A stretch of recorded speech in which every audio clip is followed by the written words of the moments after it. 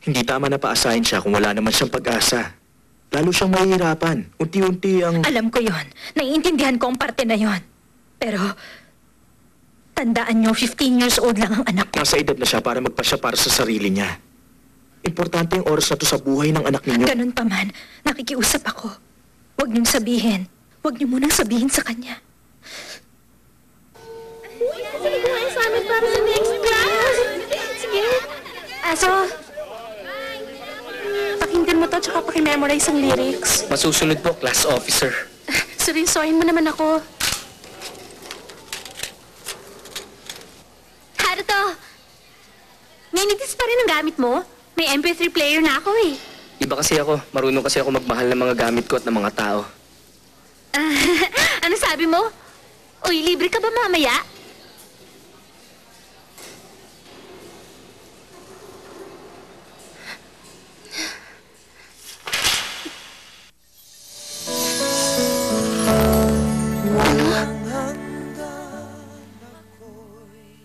Magsha-shopping sa department store? Magsha-shopping kasi kami ng kaibigan ko si Mami. Kailangan ko ng bag sa skirt. Hindi naman importante kung wala ka nun eh. Tsaka isa lang ang maong ko. Kailangan ko ng art supplies para sa art class ko. Yung madaming mga kulay, Ate, pairam ko sa yung watercolor ko.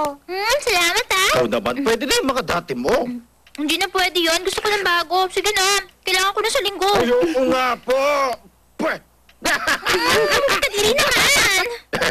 Marami tayong gagawin sa linggo. Busy ako. Wala akong oras para mag-shopping. Hindi kita masasamahan. ay naku. Oo nga pala, ipasol nga natin si Ganmo pagkatapos ng hapunan, ha?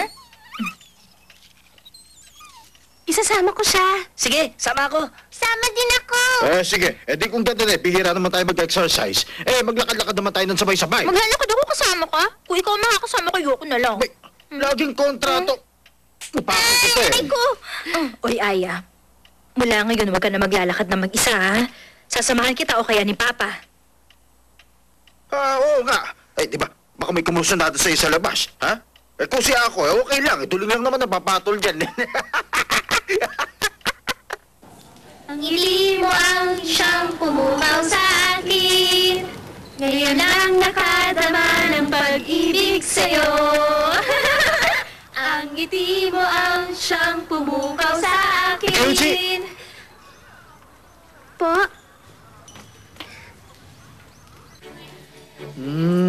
Okay din to, ha? Alin kayang okay dito, no? Kenji, Ha? alin ba rito gusto mo? Gusto ko yung suot-suot ni Senpai ngayon. Talaga? Excuse me? Isang pares ka nito?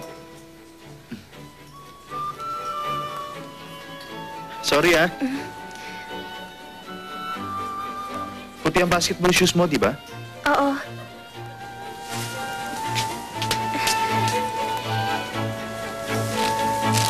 Siguro, okay na to. Maraming salamat dito, ha? Ha? Wala yun. Ikaw talaga. Parang tulala ka. Kala ko pagod ka na Hindi. Medyo kabado lang. Kabado? Ngayon lang kasi ako lumabas ng kasama ka eh. Ngayon lang tayo lumabas na tayong dalawa lang. Ganun ba? Kung ganun pala kumbaga parang first date natin to. Naku, ano ba yan? Nakakahiya naman. Uy, dali! Alisan mo niya! Akin na! Dito! Yuji! Ano ba naman kayo? Sorry po! Okay ka lang ba? Okay lang ako.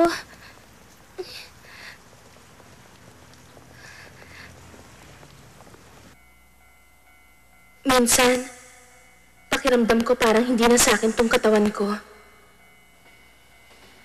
Ano ba talagang nangyayari sa akin?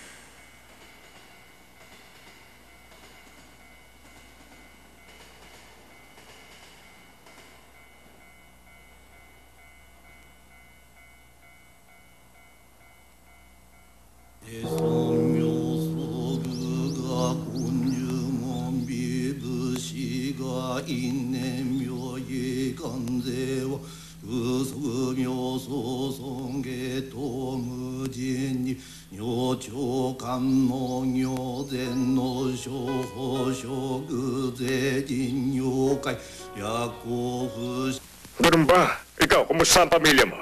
Yung anak ko, hindi sumusulat. Nag-aaral ng medisina sa Amerika. Mula nun, hindi na ako kinibo. Sa pamilya ko din. Nang makahanap na ako ng mapapangasawa ng anak ko, aba, bigla ba namang nag-uwi ng kusinong babae ang anak ko? Magpapakasal na daw sila. Haruto, sa Higashi ka pumapasok, hindi ba? Siguro masaya na ang magulang mo. Hindi na kinakabahan sa'yo. Higashi? Si Mr. Gato, nandun pa ba? Oh, Toshio, galing ka rin ba sa Higashi? Pero ngayon, nasa Today Medical School ka rin, di ba?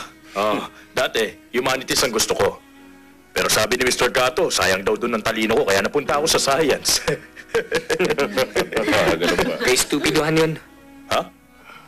Sinabihan ka lang na matalino ka, kaya naging doktor ka. Para lang doon, tatalikuran mo talagang hilig mo. Sa akin, kay stupiduhan yun. Haruto,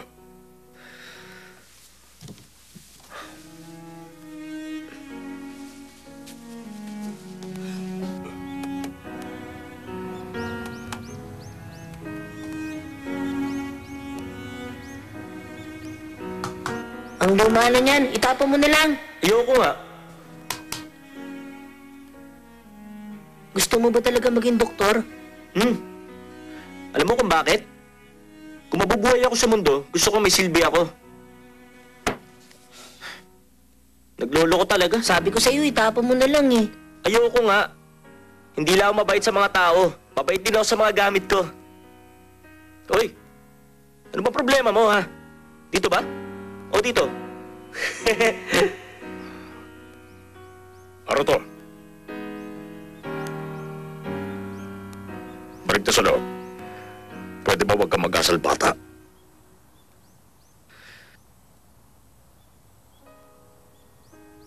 Alam nyo, kahit noon pa, hindi ko gusto na maging doktor. Ganmo! Ganmo! Ang ganda ng panahon ngayong araw. Sayang naman kung nandito lang tayo lahat sa bahay. Aya, sabi mo, wala kang club activity kapag linggo. Eh, lumabas tayong lahat. Saan ba? Ay, doon kaya sa Zalea Flower Fair. Hindi ba gusto mong pumunta ron? Gusto ko rin pumunta doon, Papa! Sige. Teka, ano yan? Di ba sabi mo hindi ka naman shopping ngayon? Oh, ay dahil nga dito. Ako, gusto mo rin ba sumama? Ayoko. Kahit saan naman may tumutubong azuleya, no? Sorry, Papa. Naalala ko may gagawin pala ako. Saan ka pupunta? Kasi lalabas kami ni Mari. Ganun ba? Dito na na! Eh, sige, mamaya.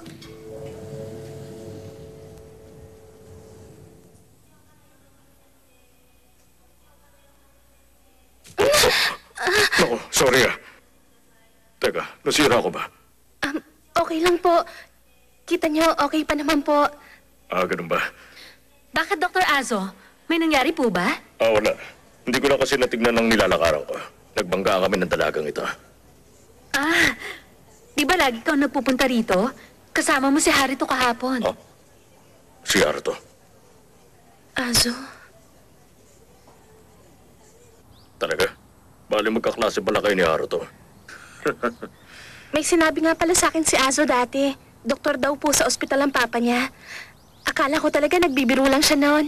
Magbibiro? Ang anak ko? Akala mo nga sa una, seryoso, yung pala nagbibiro lang. Lagi nga ako naiisahan nun eh. Pasensya na po, sir. Okay lang. Pero nakakainis siguro kasama yan. Parang walang pakialam sa klase. Hindi naman po. Mabait po si Haruto sa tao, hindi ba? Nakakain nga po siya sa bahay namin eh.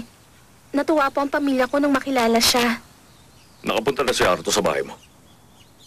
Bakit po? Wala. Ganun pala. Nakapunta na siya sa bahay mo. May kaibigan na pala siya. Salamat ah. Teka, ba't ka nga pala nandito? Kasi po regular akong pumupunta sa neurology department. Neurology department? May imbalance daw po ang peripheral nerves ko. Pero ngayon, may dadalawin lang po akong pasyente. Oh, ate! Good afternoon. Mama, ito yung si ate! Ikaw pala yun. Maraming salamat, ha? Ako ang mama ni Yuka. Kamusta po kayo? Ako po si Aya Ikeyuchi. Para sa inyo po to. Salamat sa pagdalaw mo, ha?